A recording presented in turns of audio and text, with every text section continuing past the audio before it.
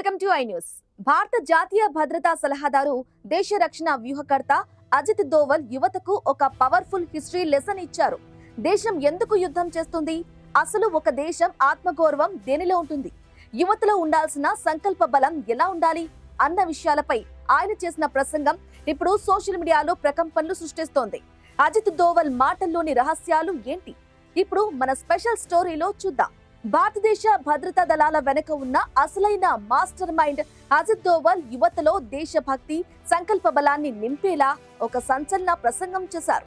అసలు యుద్ధాలు ఎందుకు జరుగుతాయి, శత్రువుల శవాలను చూడటానికో లేదా వారిని లూటీ చేయడానికో మనం యుద్ధం చెయ్యం. ఒక దేశ మనోధైర్యాన్ని దెబ్బతీయడమే యుద్ధం అసలు ఉద్దేశం అని దోవల్ స్పష్టం చేశారు. శత్రువు మానసికంగా ఓడిపోయినప్పుడే వాడు మన నిబంధనల ప్రకారం సంధికి వస్తాడని ఆయన వివరించారు. భారతదేశం ఎంతో గొప్ప నాగరికత కలిగిన దేశం. మనం ఎప్పుడూ ఇతరులపై దాడి చేయలేదు, ఎవరి దేవాలయాలను కూల్చలేదు, ఎవరిని లూటీ చేయలేదు. కానీ చరిత్ర మనకు నేర్పిన పాఠం ఏంటంటే మనం శక్తివంతంగా ఉండాలి.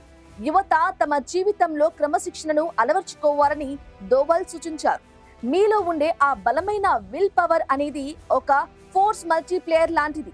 అలాంటి మీ శారీరక శక్తిని, మేధస్సును అంచెలంచెలుగా పెంచుతూ అసాధ్యమైన పనులకు కూడా సుసాధ్యం చేస్తుందని ఆయన నొక్కి చెప్పారు. ఒక దేశ మనోధైర్యం ఆ దేశ యువతలో ఉండే సంకల్ప బలం పైనే ఆధారపడి ఉంటుందని దోవల్ పేర్కొన్నారు. మీ దగ్గర ఎన్ని అస్త్రశస్త్రాలు ఉన్నా పోరాడే మనోధైర్యం లేకపోతే అవన్నీ వృధా అని ఆయన హెచ్చరించారు. ప్రపంచంలో ఏ దేశమైనా తన అభిప్రాయాలను ఇతరులపై రుద్దాలని చూస్తుందని, మనం శక్తివంతంగా ఉన్నప్పుడే మన స్వేచ్ఛను కాపాడుకోగలమని ఆయన చెప్పారు.